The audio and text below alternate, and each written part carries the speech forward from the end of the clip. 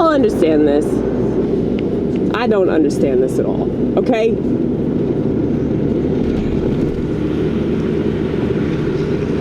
How does this person not hear that blinky thing going the fuck off?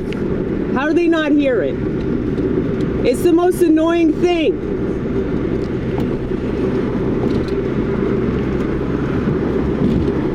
Are they gonna make an eventual right? That's what the Republican Party keeps promising. Well,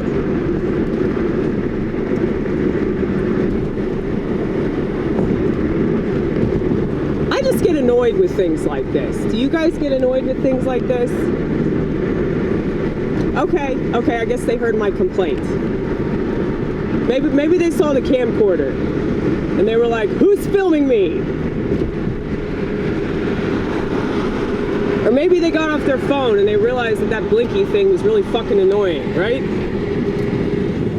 Maybe that's why people aren't paying any attention to anything, because they're too busy on their phones. Anyway, I just thought I'd show y'all that. Because it bothered me, okay? It really bothered me.